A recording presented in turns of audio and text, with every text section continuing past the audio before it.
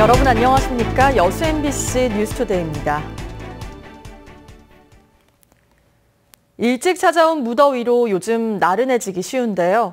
피로회복과 소화불량에 좋다는 여름 보약, 매실 수확이 시작됐습니다.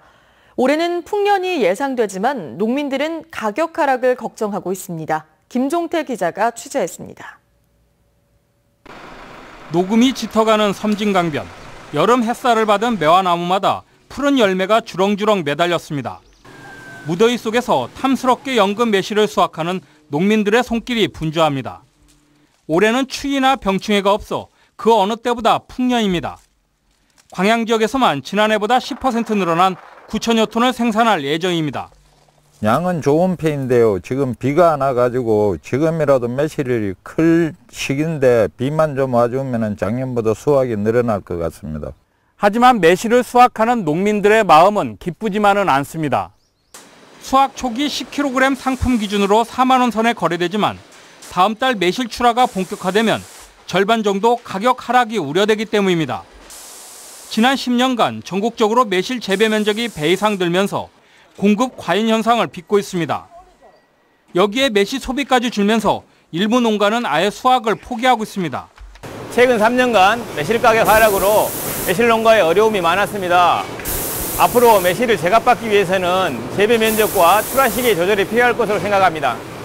피로회복과 소화불량에 좋아 여름 보약으로 알려진 매실. 수확의 풍성함 속에서도 해마다 되풀이되는 가격 하락으로 농민들의 시름이 깊어지고 있습니다. MBC 뉴스 김종태입니다. 광양시가 매실 출하 시기에 맞춰 매실 판매망 확대를 위한 축제를 개최합니다. 다음 달 3일부터 4일까지 다안면 매화마을 주차장에서 열리는 이번 축제는 광양 매실 따기와 매실 장아찌 만들기 체험은 물론 매실 가공 제품 전시와 판매 등 다양한 부대 행사가 열립니다. 광양시는 이번 축제가 매실을 저렴한 가격으로 판매하고 광양 매실의 우수성을 널리 알리는 좋은 기회가 될 것으로 기대했습니다.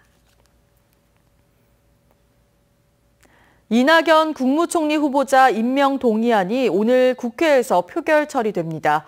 국민의당이 협조하겠다고 밝히면서 국회 통과에 파란불이 켜졌지만 전남도민들은 기대와 실망의 교차 속에서 국회 표결 결과를 지켜보고 있습니다. 김윤 기자가 보도합니다.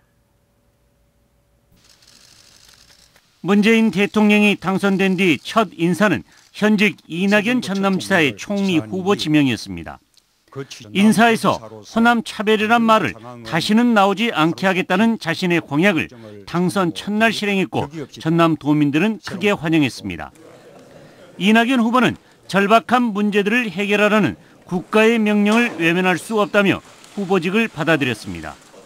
KTX 겸손 전화받기와 아들 병역 탄원서 등 전임 황교안 총리와 비교되면서 인사청문회는 순조로울 것으로 예상됐습니다. 하지만 지난 24일과 25일 인사청문회는 기대와 달랐습니다.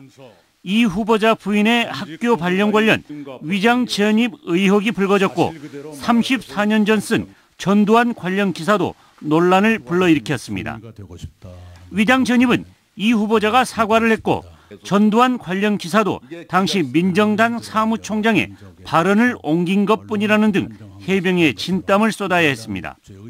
이런 악재에도 불구하고 여론조사는 이낙연 후보자의 총리 인준을 60% 이상 찬성하는 것으로 나오고 있습니다.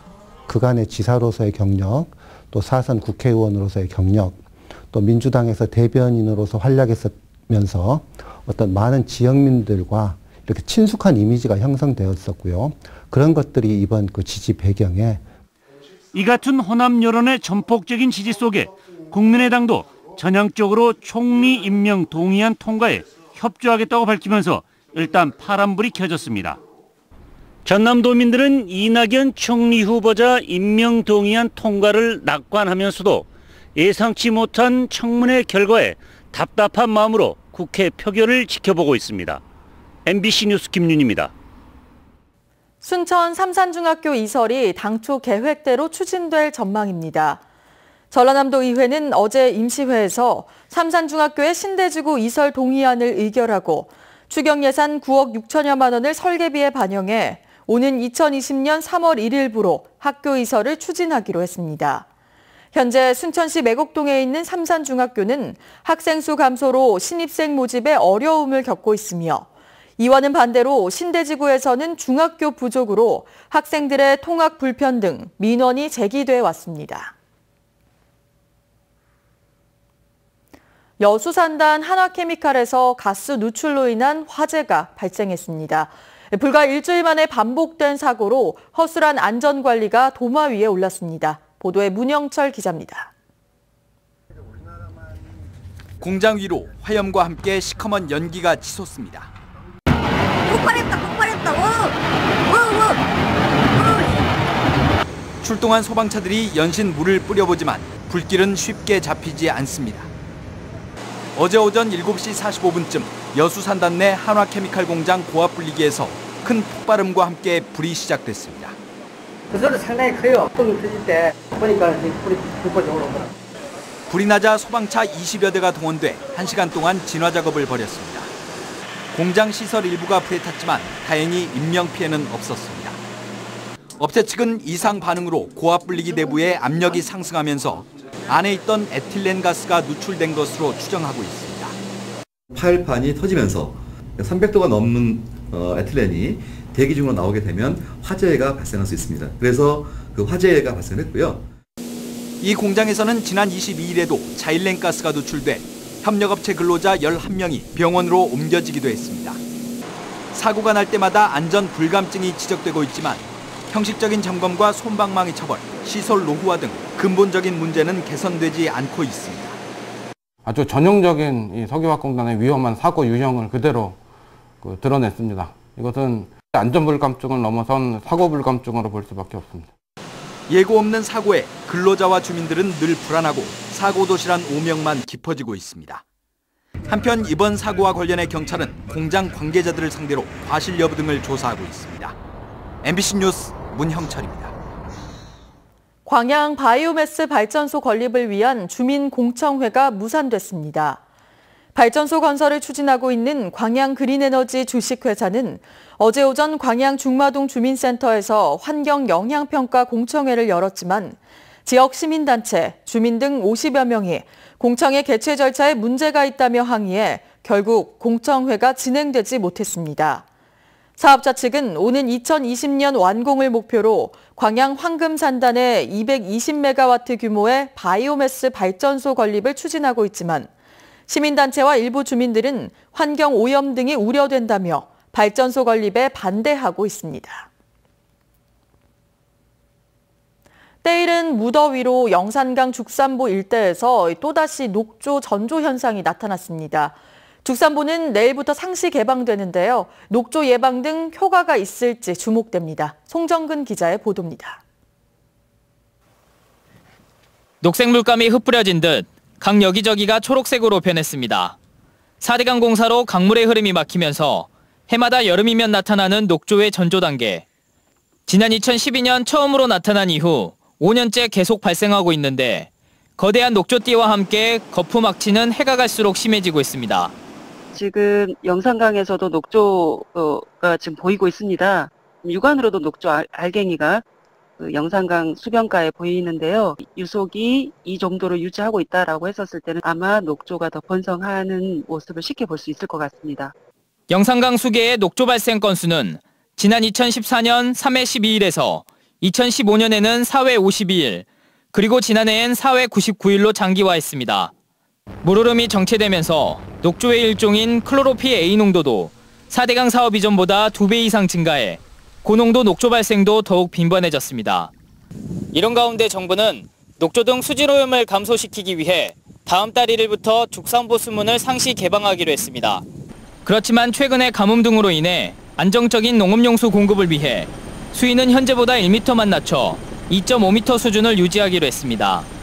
죽산보 상시 개방에 맞춰 광주시와 전남도, 영산강 환경청 등 관계기관들도 현장 대응팀을 구성해 운영합니다. 영산강 수질 등의 환경 영향, 그리고 유량 흐름 등을 모니터링한 뒤 앞으로의 대응 방안을 마련하기로 했습니다. MBC 뉴스 송정근입니다. 고흥군이 지역의 이순신 장군 유적지를 중심으로 역사 탐방 활동을 확대합니다.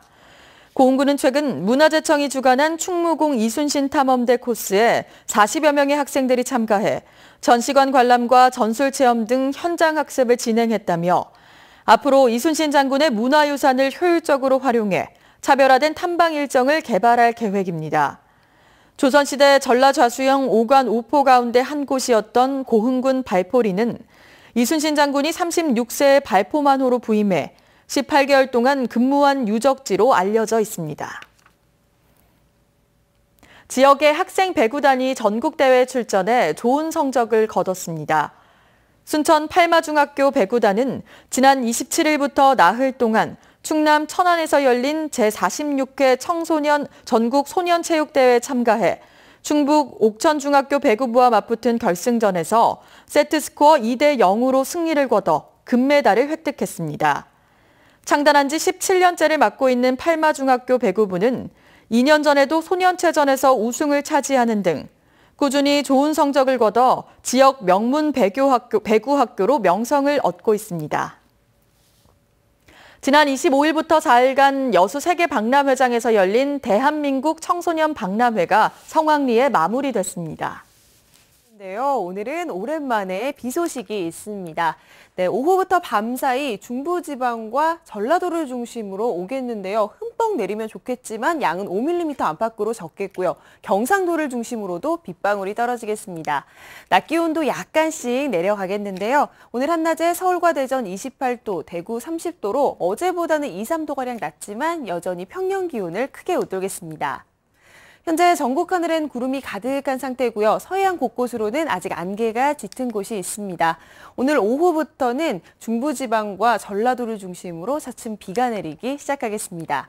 출근길 현재 기온 보시면 서울 19.2도, 대구 21.4도까지 올라와 있는데요. 한낮에는 서울 28도, 전주 29도 안팎에 머무는 등 어제보다 조금 낮겠습니다.